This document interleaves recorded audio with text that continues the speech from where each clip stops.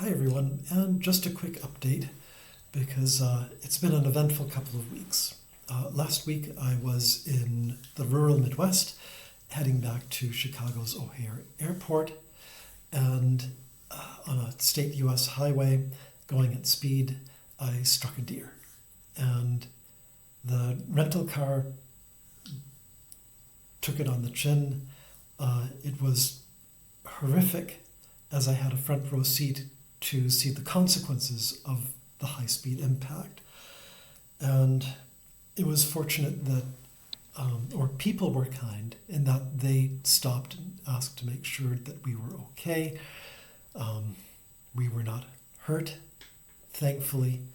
The car had to be towed. I spent some quality time in the back of a police car, though that was mainly because it was chilly out early in the morning and we needed to file a police report for the incident.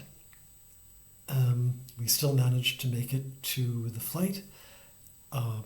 So the only unfortunate thing was the rental car, and the worst of it now is the paperwork, which is, that's the least of worries. That and paying whatever it takes to get everything sorted between the rental company, the credit card company, the insurance company. No big deal.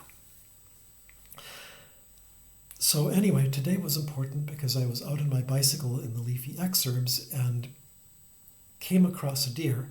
So I managed to stop and have a conversation wherein I apologized for what had happened to one of its brethren. If I could have found any way to avoid the collision, I would have done it. But it seems like, as unlikely as one of these things is, it's 1 in a million, it seems like it was just inevitable for it to happen. Looking back, it seems like there was nothing that could have been done differently that would have changed the fate of being both in the same place at the same time very suddenly. So I managed to explain to the deer, first give an apology, and then gave the deer some advice to please stay off the roads. People around here tend to go pretty fast, and cars are heavy and don't stop quickly or easily. Now, I know that a deer can't understand a thing that I say, but it was nice of the deer just the same to stop and listen to me politely for what I had to say. There's no karmic evening out of an equation here that's possible. And so I know that my words were completely pointless and useless, but by the same token, it was somehow right to speak them anyway, to have them heard, even if it was just myself hearing them.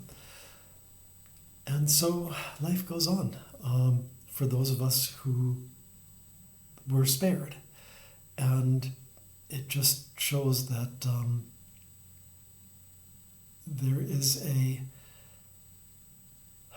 that no one can quite tell, what is going to happen next.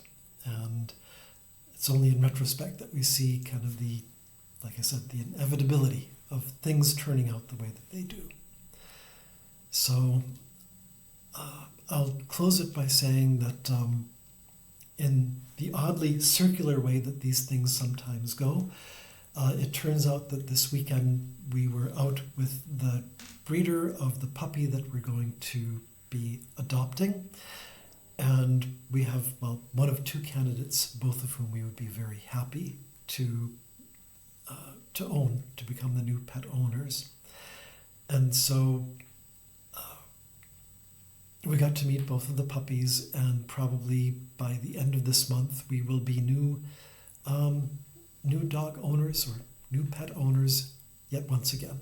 And while I'm not looking forward to all of the work that is, I am looking forward to some of the positive things over the years that come with having a pet.